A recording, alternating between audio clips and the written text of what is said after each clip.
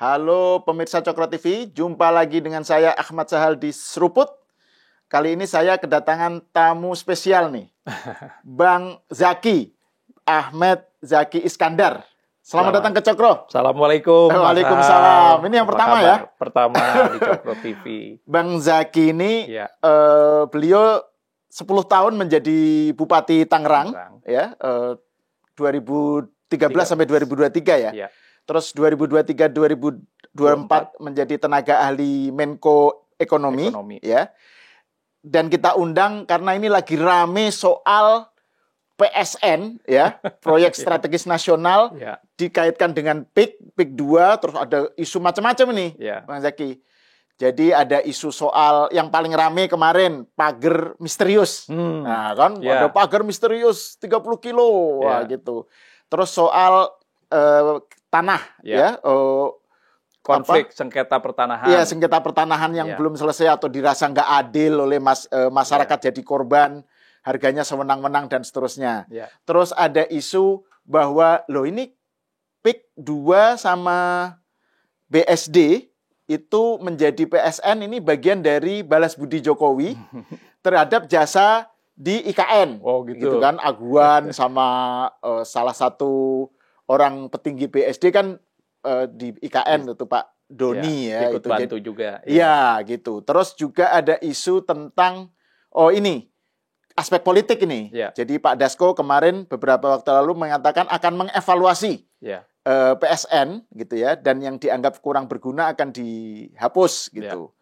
Dan ini kemudian orang mengaitkan dengan hubungan antara Pak Jokowi dengan Prabowo tapi ini soal lain lah gitu. Tetapi ini kayaknya perlu pembahasan dari orang yang ngerti Tangerang lah ini, orang asli Tangerang yang ngikuti prosesnya. Dan saya yakin Bang Zaki sebagai tenaga ahli Menko juga ngikuti bagaimana PSN itu ya. Kenapa ada PSN dan kenapa misalnya di Tangerang ada 4 ya? Ada 4 PSN gitu. Yang jadi ini sedang berjalan. Jadi saya ingin kita mendapatkan gambaran besar tentang umum, tentang ke PSN itu sendiri, tentang Tangerang ya, tentang Pantura khususnya Tangerang itu proses sejarahnya gimana dan seterusnya.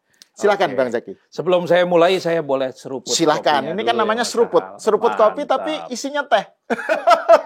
Karena udah ngopi 2 kali nih. Oh iya. Jadi PSN itu proyek strategis nasional ya. Baik, jadi gimana itu? Saya akan luruskan dulu ya dan memberikan informasi mengenai PSN atau proyek strategis nasional. Yang terakhir itu ditandatangani oleh Permenko Ekuin di bulan Oktober tanggal 14 2024, ada 228 PSN di sana. 228. Iya. Dari berbagai macam sektor. Ada sektor infrastruktur, sektor pariwisata, sektor minerba, kemudian juga industri. Ini salinan keputusannya ada, mungkin bisa kita tayangkan nanti silakan, dan ini terbuka di web juga ada. Sebelumnya ada Permenko yang nomor 6 juga. Di mana di 2 Permenko ini dari ratusan PSN yang memang sudah diberikan dukungan oleh pemerintah pusat, ada 4 yang di wilayah Kabupaten Tangerang saja. Nah, sebelum ke soal Tangerang, yang ada juga PSN yang ini karena saya merasa relate ya. Itu PSN ada yang bidang pendidikan satu-satunya itu Universitas Islam Internasional Indonesia. Betul. Itu juga PSN gitu ya. Itu kan menunjukkan betapa luasnya cakupan yang di-cover oleh PSN, itu sektornya ya. Oke, maaf saya memotong. Silakan yang di Tangerang. Yang memang diberikan dukungan oleh pemerintah pusat untuk berkembang dan juga mempercepat seluruh proses persyaratan dan perizinan dari lokasi-lokasi PSN itu. Jadi ada kawasan industri, ada macam-macam di sana, kawasan pariwisata ya. Dan salah satunya itu tadi kawasan pendidikan juga. Ada 4 PSN di Kabupaten Tangerang. Yang pertama adalah Jalan Tol Serpong Blaraja. Nah, PSN yang jalan tol yang mendapatkan dukungan PSN ini banyak sekali ruasnya. Salah satunya adalah kalau di Tangerang itu yang Serpong Blaraja, yang sekarang sedang dibangun. Kemudian ada jaringan perpipaan untuk air minum yang dari Waduk Karian sampai ke Jakarta, itu juga mendapatkan PSN dan itu melintang di wilayah Kabupaten Tangerang yang bagian selatan. Nah, satu lagi yang ketiga ada PSN di kawasan BSD. Di mana PSN ini seluas 59 hektar khusus untuk sarana universitas asing yang nanti dibangun di dalam kawasan BSD dan Biomedical and Research Center. Yang terakhir, PSN yang berada di kawasan atau berdekatan dengan kawasan PIK 2 di Pantura kita. Nah, kenapa 4 ini mendapatkan dukungan PSN? Yang pertama seperti jalan tol. Ini untuk membangun satu jalan tol, beberapa jalur jalan tol ini harus ada dukungan dan proses perizinan dari Kementerian Perhubungan, dari Kementerian PUPR, kemudian dari Kementerian ATR BPN. Lintas kementerian. Karena lintas kementerian. Nah, begitu juga yang terjadi di BSD maupun di PIK 2 ini. BSD walaupun hanya 59 hektar, ya, kawasan yang akan dibangun, itu untuk kawasan universitas-universitas asingnya, dia harus ada izin dari Kementerian Pendidikan dan Dikti. Kemudian untuk Biomedical Center dan research-nya, dia harus ada izin dari Kementerian Kesehatan, Badan POM, dan beberapa lembaga dari pemerintah. Ini saya bacakan nih, kawasan khusus pendidikan, riset, ekonomi digital, dan pengembangan teknologi, industri kreatif, kesehatan, dan biomedical terpadu. Nah, itu di BSD ya? Di BSD, 59 hektar. Begitu juga yang terjadi di kawasan PIK 2 sana. Ya. Kita tahu kawasan PIK 2 ini dan BSD itu lebih dari 20.000 hektar untuk satu kawasan pengembangannya ya, perumahan pemukiman dan sarana lainnya. Tapi yang diberikan PSN ini di BSD hanya 59 hektar, di PIK ini hanya 1.700 hektar. Which is walaupun besar, terlihat besar 1.700, tapi nggak nyampe 10% dari dibanding seluruh PIK-nya. Kawasan PIK-nya. Atau dibanding BSD-nya. Ya, jadi bukan kok BSD itu ditetapkan sebagai PSN secara gitu. keseluruhan. Atau PIK 2 sebagai PSN gitu, nggak begitu ya? Enggak. Ini yang saya harus luruskan. Oke. Ya. Hanya spot-spot itu saja yang diberikan dukungan PIK. Ya. Kembali lagi kepada dukungan PSN. Dukungan PSN yang di PIK ini itu terbagi 5 zona dari 1.700. Zona pertama ini ada kawasan budaya, Bhinneka, di mana di dalamnya ada sarana peribadatan, masjid, dengan sarana-sarana lainnya. Kemudian zona 2-nya itu ada taman safari, safari park. Ada rehabilitasi mangrove di sana. Zona 3-nya ada danau, ada lapangan golf, lapangan polo, ya, which is, yang sebenarnya juga ruang terbuka semua, ruang terbuka hijau. Terus kemudian zona 4 itu ada rencana pembangunan sirkuit untuk Formula One yang melintas sungai, kemudian melintas di jaringan hutan mangrove, ya. Dan yang terakhir itu kalau nggak salah untuk kawasan olahraga air. Nah, dari 1.700 ini ada 500 hektar yang nanti akan merehab hutan bakau yang berada di Pantura, Tangerang tersebut. Kita tahu hutan-hutan bakau di pesisir pantai Tangerang ini sekarang ini dalam kondisi yang sangat rusak. Bahkan abrasi di wilayah Pantura Kabupaten Tangerang di Masahal itu titiknya sampai ada yang 1 kilometer. Jadi air laut itu masuk ke dalam itu sudah 1 kilometer. 2013 ketika saya dilantik, beberapa bulan kemudian saya mengajak para reporter media, teman-teman wartawan gitu ya, dengan 3 speedboat menyusuri pesisir pantai Kabupaten Tangerang. Yang saat itu sudah rusak semuanya. Mulai dari perbatasan Jakarta tuh Dadap sampai ke Ronjo perbatasan Kabupaten Serang. Di sana yang kita lihat kerusakan lingkungan itu bukan saja masalah sampah, ya, kemudian air laut yang sudah kotor, tapi juga abrasi, erosi sungai. Kemudian juga hutan-hutan mangrove yang sudah rusak. Terus ikan-ikan yang tadinya bisa hidup di situ sekarang enggak gitu. Zaman Pak Harto itu banyak rumpon kan di sana, pesisir kita. Itu sudah hilang semua. Bahkan di 2013-14 itu nelayan mencari ikan itu sudah 3-4 jam harus ke tengah laut lagi. Bahkan ke gugusan Pulau Seribu mereka harus cari. Nah, kondisi ini diperparah dengan tadi banyaknya limbah maupun polusi yang dari air sungai. Belum lagi kalau kita bicara sampah ketika mendapatkan arus dari Jakarta. Itu kita bicara ton, puluhan mungkin ratusan ton yang sampah Jakarta masuk ke pesisir Tangerang. Itu 2013. 2013-2014. Bicara lagi tadi, masalah tambak. Sudah tidak produktif. Kenapa? Karena mudahnya rob masuk ke tambak-tambak tersebut. Jadi cerita ketika mau panen tiba-tiba ada banjir rob, ya sudah bubar semua. Udang itu sudah nggak bisa hidup di pesisir Tangerang mulai dari pertengahan 90-an. Nah, begitu juga dengan lahan-lahan sawah. Saya beberapa kali ketika musim kemarau, kunjungan ke sawah-sawah yang mengalami kekeringan, terutama di daerah Pantura, kita bisa menemukan butiran-butiran garam di tengah sawah-sawah yang kering tadi. Artinya intrusi air laut sudah masuk. Itu 2013 sampai 2015. Nah, mulailah proses kemudian perizinan untuk PIK 2 ini. Di mana kan di 2015 sudah mulai itu, 2017 sistem online single submission tadi, OSS yang dari pusat. Singkat cerita, PSN, dukungan PSN yang diberikan kepada PIK 2 ini memang untuk salah satunya menangani dan merehabilitasi kawasan pesisir pantai kita. Pesisir utara pantai Tangerang, termasuk tadi merehabilitasi hutan mangrove. Di mana kita lihat PIK ini kan sudah berhasil menata hutan mangrove yang ada di PIK 1. PIK 1 ya. Menata hutan mangrove yang ada di dekat kawasan Bandara Soekarno-Hatta. Dan itu bukan PSN itu ya? Dan itu bukan PSN. Dan itu memang murni swasta. Anggaran dari mereka semua dalam rangka menata kawasan tersebut. Bahkan sekarang ada salah satu sungai di Tangerang itu, di utara Tangerang, namanya Sungai Tahang. Kalau dulu tuh boro-boro kita lihat ikan, isinya itu cuma eceng gondok, sampah dan lain sebagainya. Kalau sekarang ditata rapi bersih oleh PIK, itu bisa dilihat kok semuanya.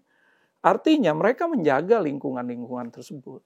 Hanya sekarang saya ingin meluruskan, jangan mencampur adukan urusan PSN ini dengan urusan-urusan yang lain. Tadi sengketa pertanahan lah, kemudian juga kalau bicara lingkungan hidup sekarang jauh lebih tertata dan lebih baik. Justru. Makanya saya selalu bertanya sebagai orang Tangerang ya. Kalau yang ngeributin lingkungan hidup pada kemana 2013, 14, 15 gitu. Ketika kita sibuk dengan abrasi, erosi, kemudian sampah, limbah, air laut dan lain sebagainya. Kerusakan lingkungan yang terjadi. Pemda Kabupaten Tangerang sendiri punya satu lokasi yang dijadikan percontohan, bahkan percontohan internasional, yaitu di kawasan Desa Ketapang di Kecamatan Mauk. Di mana kita merehab hutan mangrove, menata kawasan pemukiman nelayan, bahkan kita fasilitasi nelayan-nelayan tersebut untuk pasar ikannya, ya, untuk tempat tambat perahunya, itu semua udah kita tata. Dan sekarang menjadi destinasi wisata. Jadi efek domino dari kawasan Ketapang ini ke lingkungan sangat luar biasa sekali. Nah itu salah satu contoh kecil aja. Nah itu yang kembali ke soal tadi BSD dan PIK 2 yang sebagian lahannya itu menjadi kawasan PSN. Itu bukan untuk perumahan itu ya? Bukan untuk perumahan. Jadi itu kayak sekali lagi bukan untuk jual rumah gitu. Jadi dukungan itu diberikan untuk mempercepat proses persyaratan dan perizinan dari kementerian dan lembaga terkait. Dan pendanaannya semua murni 100% dari swasta. Jadi nggak ada BUMN, nggak ada BUMD. Tidak ada BUMN, tidak ada BUMD. Begitu juga dengan PIK 2. Bayangkan kalau dibuka semua nih, Taman Safari. Yang lima zona tadi, walaupun bertahap semuanya ya. Ada tadi Taman Bineka, yang di dalamnya ada sarana peribadatan, ada tempat wisata juga. Kemudian ada Taman Safari. Ya, itu kan menggerakkan perekonomian juga, sekaligus merehab dan mereservasi lingkungan yang ada di sana. Jadi itu adanya PSN itu perannya mengekspedite ya, mempercepat. Tadi kan misalnya kayak tiap PSN kan beda-beda ya. Beda-beda Kementerian yang terlibat iya. beda-beda ya. Jadi misalnya kayak BSD karena kaitannya dengan pendidikan, dengan kesehatan, iya. maka yang terlibat Kemendikbud, iya, Kemenkes, Badan sementara POM, kalau PIK 2 mungkin iya. apa PIK 2 itu pariwisata mungkin nanti apa gitu ya. Iya, jadi PIK 2 ini kami dari pemerintah Kabupaten Tangerang memberikan dukungan permohonan PSN di 2 lokasi tadi. Tahun 2022. Oke, kembali lagi yang ke urusan PIK sama. Dia membutuhkan izin dari Kementerian Parekraf tadi, Ekonomi Kreatif, kemudian PUPR. Sekarang lagi lingkungan hidup dan kehutanan dipisah, berarti ada 2 lagi. Iya betul. Nah, dari 2022 yang baru keluar itu dari Parekraf aja. Bagaimana orang ketika mau invest uangnya, ya, membangun, kemudian membuka lapangan pekerjaan, dan juga membuka efek domino ekonomi dan perputaran ekonomi di sekeliling kawasan tersebut, dihambat dengan proses administrasi yang berbelit-belit dan memakan waktu yang tidak tahu kapan selesainya. Inilah dukungan kepada para investor itu dari pemerintah pusat. Jadi 228 ini semuanya memang tujuannya untuk mempercepat investasi tersebut. Oke. Kan kita selalu dikeluhkan kan, investasi di Indonesia ini terhambat karena banyaknya proses perizinan dan lamanya serta tidak pastinya perizinan-perizinan itu bisa keluar. Nah, ini yang menjadi masalah kita. Kita berharap dengan dukungan PSN, seluruh program yang ada di Permenko ini bisa menggerakkan ekonomi Indonesia. 2025 ini kan tantangannya luar biasa. Ya. Ekonomi dunia juga kan belum tentu. Jadi kebijakan PSN ini sebenarnya bagian dari narasi keberlanjutan itu ya. Jadi kan karena dalam rangka menyongsong itu Indonesia menjadi Indonesia emas gitu ya, Bang Zaki ya. Nah, tapi gini Bang, itu kan BSD itu misalnya ya, itu kan sebagian kawasannya menjadi PSN karena tadi itu soal pendidikan, biomedis dan lain-lain. Tapi kan kelihatannya waktu itu itu nggak rame. Sempat diramein juga karena balas jasa. PIK 2 ini kok kesannya begitu rame dan ada beberapa isu kan. Ya, gitu berarti ada motif lainnya, berarti ada agenda lainnya. Jadi tadi itu yang mencoba menghambat dan juga memberikan citra buruk terhadap program PSN tadi. Iya kan? Nah, kita mulai satu-satu deh isu-isunya ya. Pertama soal lahan. Ya kan, sengketa lahan kan Bang Zaki kan cerita bahwa ini Teluk Naga itu wilayah Pantura, Tangerang itu kan punya histori sendiri lah mengenai soal lahan itu, soal tanah itu. Terus misalnya bagaimana sebagai orang Tangerang asli gitu, orang Tangerang yang betul-betul hidup dan besar di sana itu bagaimana bacaan Bang Zaki tentang soal lahan ini? Gini, yang pertama, kota satelit di Tangerang itu bukan cuma PIK. Ya. Kota satelit di Tangerang ada 6 yang besar-besar, dibangun oleh 7 pengembang. Ya. Kemudian itu luasannya semua di atas 1.000 hektar rata-rata. Di mana dari semenjak mereka mulai sampai hari ini pun mereka tetap menghadapi sengketa pertanahan tadi. Tetap ada gugatan. Itu yang sudah berjalan 30-20 tahun yang lalu. Begitu juga dengan PIK yang baru jalan. Apalagi ini saya cerita masalah sejarah di pantai utara Kabupaten Tangerang nih, atau di daerah utara lah. Ketika kita mendapatkan ketempatan menjadi lokasi Bandara Internasional Indonesia, yaitu Soekarno-Hatta, di tahun pertengahan 80-an, mulai dari situlah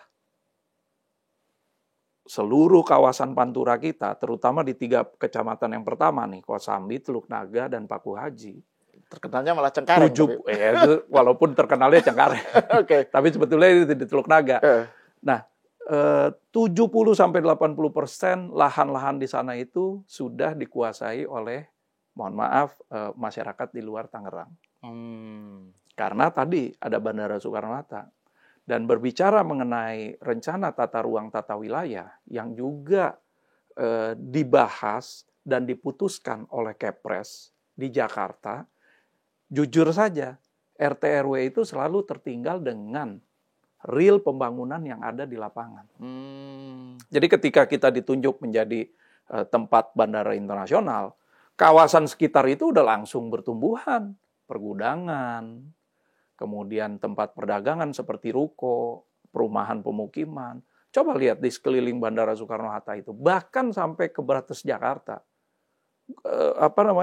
di mana ada banyak pabrik dan gudang-gudang yang masuk ke gang-gang kecil, yang jadi ketinggalan selalu, yang membuat akhirnya konflik pertanahan itu sejak tahun 80-90 itu menjadi satu titik kerawanan di daerah Pantura kita. Dan itu menarik buat orang berinvestasi. Orang investasi tujuannya apa? Cari untung. Begitu juga dengan ketika ada perubahan tata ruang zaman Pak Harto nih. Di mana dimunculkan di gambar RT RW itu ada pulau-pulau reklamasi. Ketika melihat ada pulau-pulau reklamasi di Pantura Tangerang, kemudian di Jakarta dan di Bekasi, mulai saat itulah orang berbondong-bondong ke wilayah Tangerang untuk membeli lahan di sana.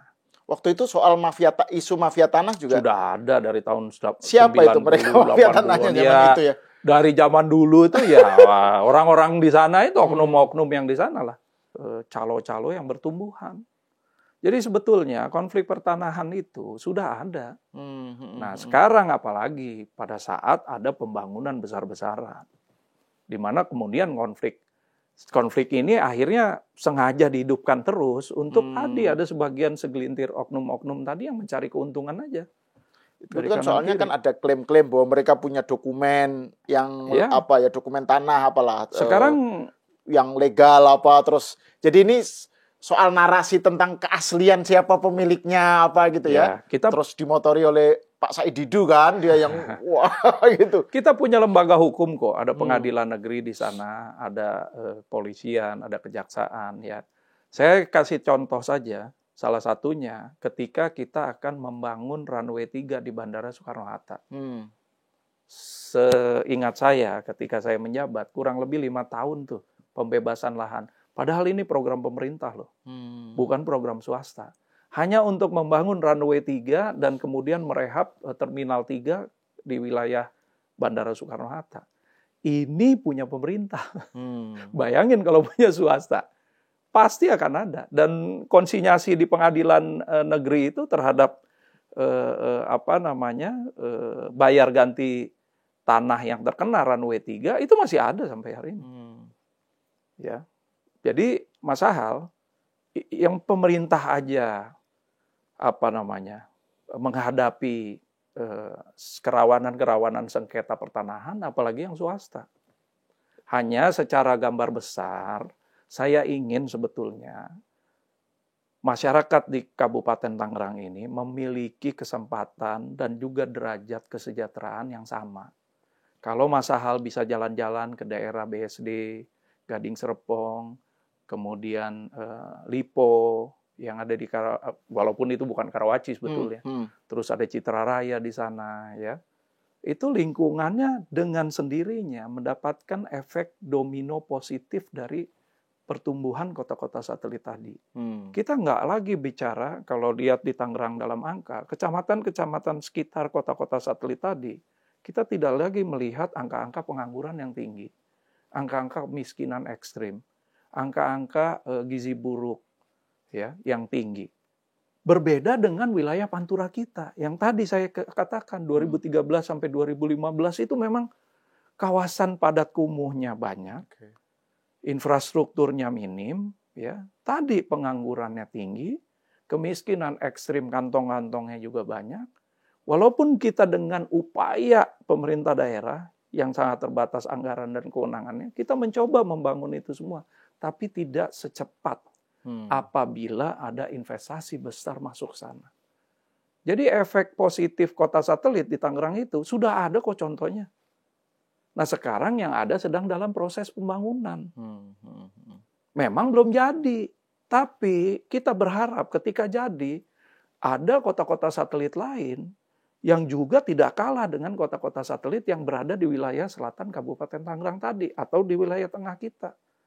Dan itu akan secara otomatis akan meningkatkan derajat kesejahteraan masyarakat.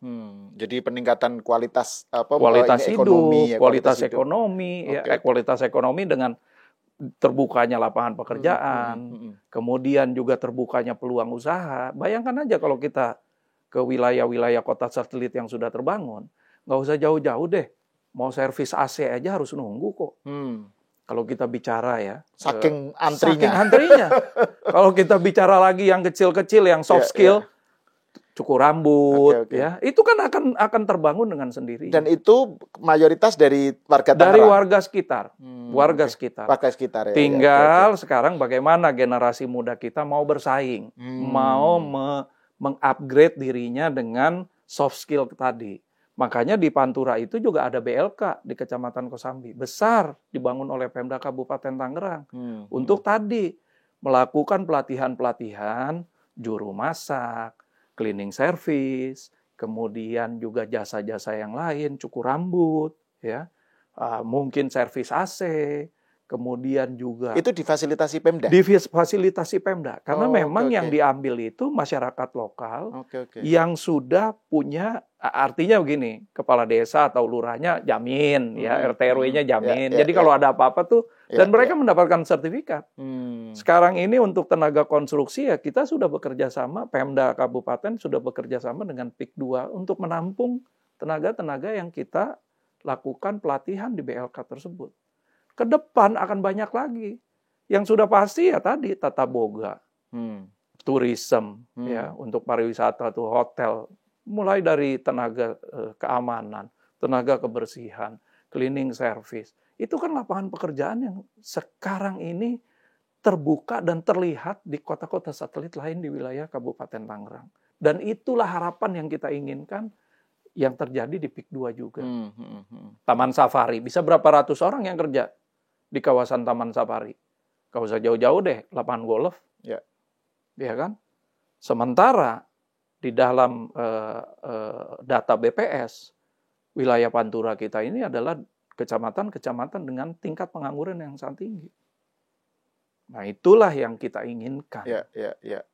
Dan itu diprioritaskan ya, warga sekitar itu diprioritaskan. Tadi dengan dibekali skill yang dibutuhkan. Kalau nggak dibekali skill ya sama juga.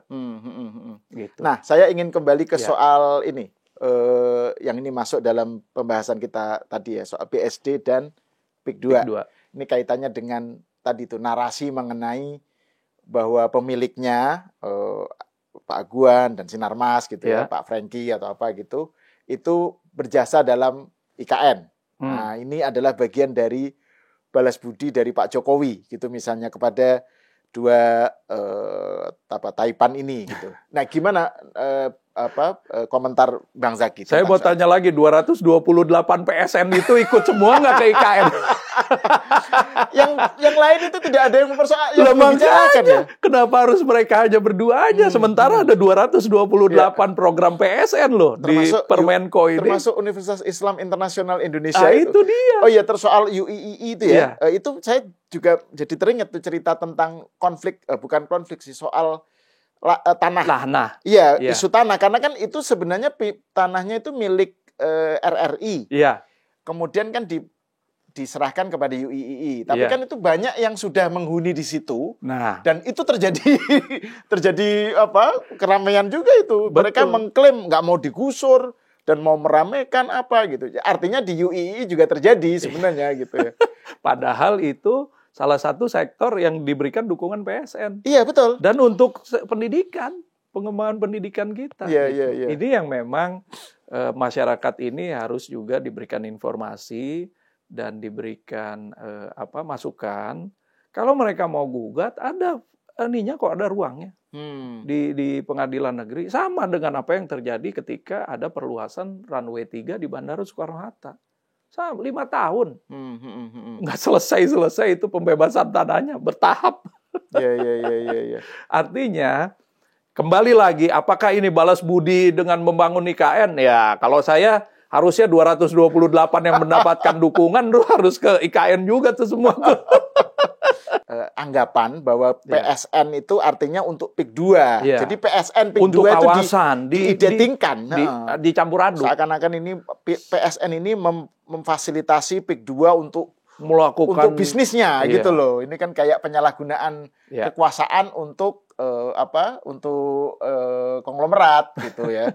Jadi itu yang kesannya begitu. Padahal kan seperti yang dijelaskan Bang Zaky enggak seperti itu. Nah, terus soal ini yang lagi rame nih.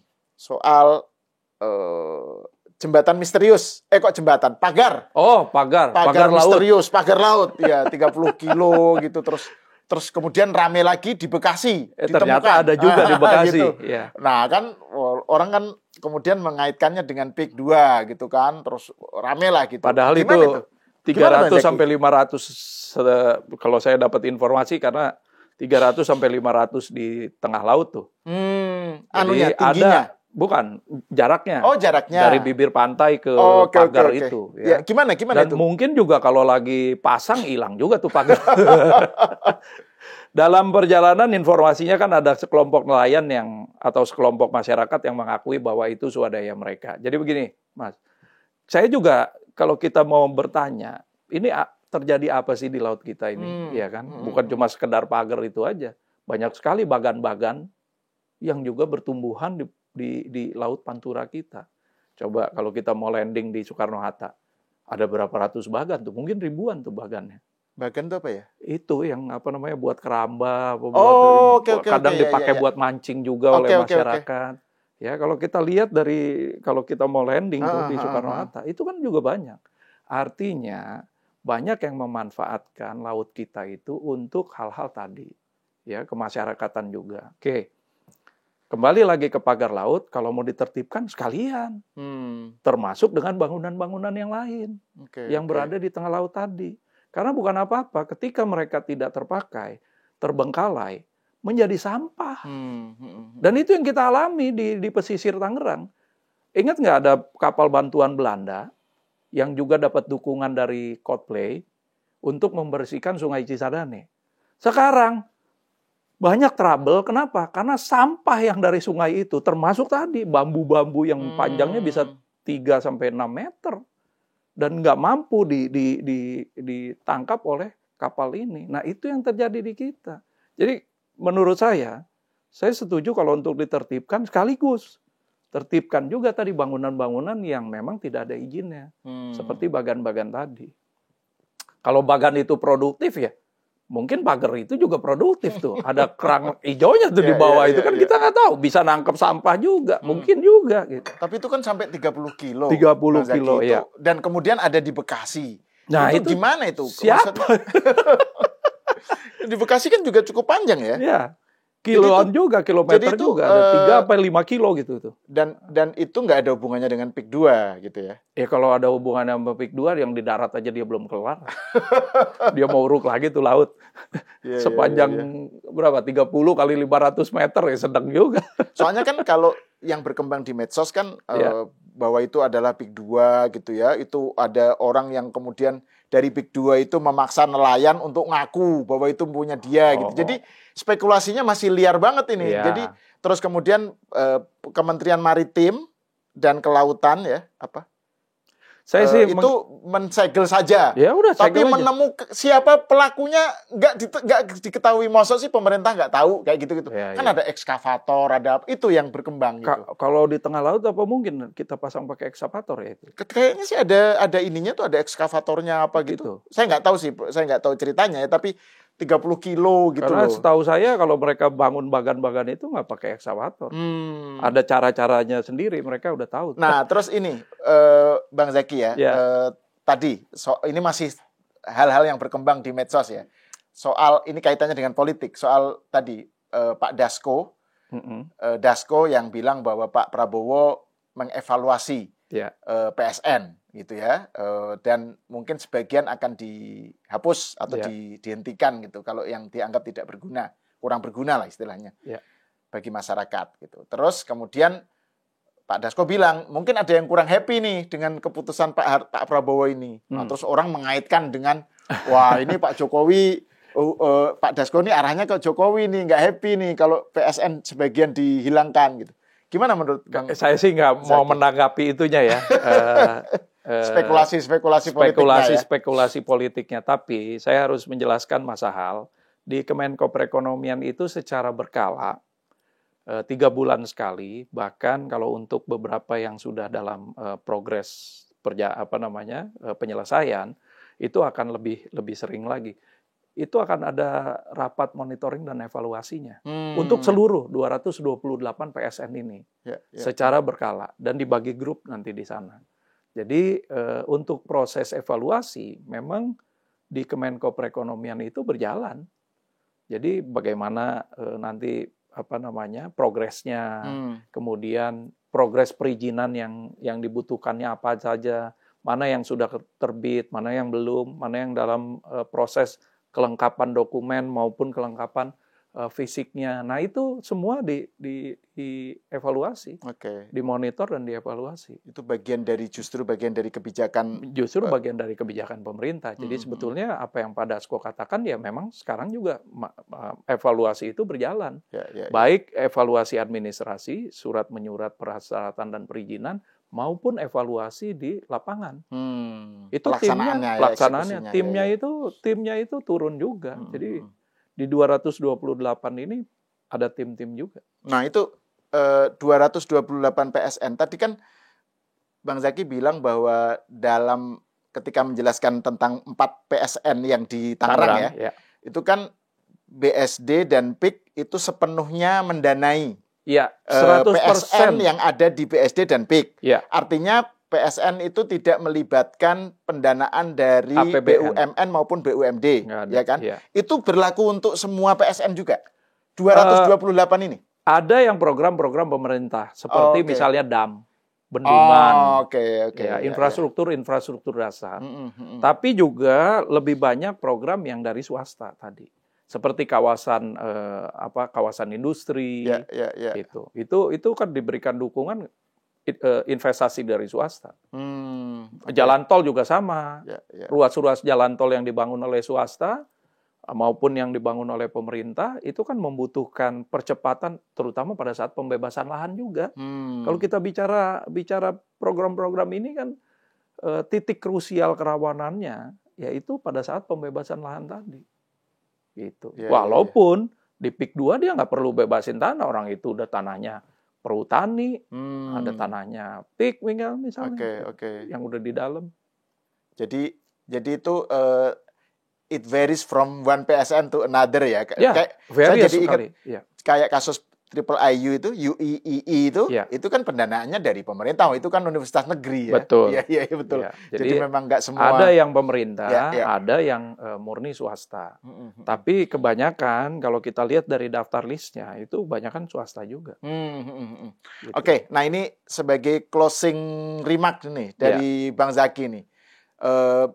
Saya ingin mendapatkan narasi atau komentar dari Bang Zaki terkait khususnya yang lagi rame soal di PIK 2 terutama ya. Tapi secara umum tentang PSN yang Bang Zaki paparkan tadi. Gimana menurut? Tugas pemerintah adalah untuk membantu dan juga mempercepat proses investasi, kemudian juga proses pergerakan ekonomi yang ditanamkan di Indonesia. Ya. Ini tugas pemerintah pusat, di mana kita juga akan mengundang investasi-investasi itu, bukan saja dari lokal, tapi juga dari luar negeri, untuk hadir ke Indonesia, melakukan investasi, membangun, dan juga melakukan trigger-trigger ekonomi di daerah-daerah. Nah, tujuan inilah untuk mempercepat tadi derajat kesejahteraan masyarakat yang ada di lingkungan program-program PSN tadi, ya. Jadi saya berharap apa yang sudah ditetapkan pemerintah di program PSN ini bisa didukung dan dilanjutkan di bawah dalam rangka secara umum ini akan membangun negara kita kok. Di tengah perekonomian yang sedang tidak menentu sekarang, ya, mempercepat proses pembangunan infrastruktur, lingkungan, sektor pendidikan, sektor pariwisata, itu menciptakan pusara-pusara perputaran ekonomi baru bagi kita. terlepas dari tadi kerawanan-kerawanan, entah itu konflik sosial, konflik pertanahan, sengketa pertanahan, maupun juga kerawanan-kerawanan terhadap lingkungan hidup, inilah fungsi pemerintah kembali untuk kemudian melaksanakan pengawasan secara ketat. Tapi jangan didistorsi dengan agenda-agenda yang lain. Ya, agenda-agenda politis yang lain yang justru merugikan masyarakat lebih banyak lagi nantinya, terutama yang berada di lingkungan itu. Misalkan tiba-tiba tuh programnya nggak jadi jalan atau mangkrak, yang rugi siapa? Padahal kan harapan kita program itu jalan, masyarakat setempat bisa mendapatkan faedah dan manfaatnya. Contoh-contoh baik terhadap program-program yang didukung oleh PSN, yang diberikan dukungan PSN, maupun program-program pembangunan yang murni dilakukan oleh swasta, banyak kok, Mas. Dan itu kita bisa lihat langsung gitu. Makanya kalau saya di Tangerang itu, kota satelit itu bukan barang baru. Dan kita mendapatkan faedah dari kota satelit itu lebih banyak positifnya ketimbang negatifnya tadi. Dan kita harus berpikir panjang ke depan. Bicara mengenai ketersediaan sumber daya manusia usia produktif. 5 tahun dari sekarang aja nih. Kita kan udah masuk 2025 nih. 2030, 5 tahun dari sekarang, jumlahnya akan 2 kali lipat. Kemana mereka akan punya peluang mendapatkan penghasilan kalau kita tidak melakukan investasi dari sekarang, membuka investasi-investasi itu untuk kemudian melakukan percepatan ya program-program pembangunan, baik itu dari swasta maupun dari pemerintah, untuk tadi membuka seluas-luasnya lapangan pekerjaan, lapangan usaha, agar masyarakat kita bisa berdaya. Itu. Ya. Jadi pertanyaan yang tadi kritisisme lah ya, yang dari Bang Zaki sebut itu, kalau ada narasi tertentu gitu ya, entah itu dari kalangan misalnya itu siapa yang diuntungkan gitu ya, siapa yang dirugikan gitu ya. Betul. Itu penting itu ya. Kalau saya lihatnya yang dirugikan akan masyarakat umum pada lingkungan sekitar ya. Karena harapan kita mereka itu mendapatkan kesempatan yang sama dengan saudara-saudaranya yang berada di sekitar kawasan-kawasan kota satelit lain di Kabupaten Tangerang. Ya, ini saya kira diskusi yang betul-betul dari narsum yang mengikuti langsung proses yang ada di Tangerang melihat langsung, dan jadi betul-betul kita mendapatkan banyak informasi dan pemaparan dari Bang Zaki.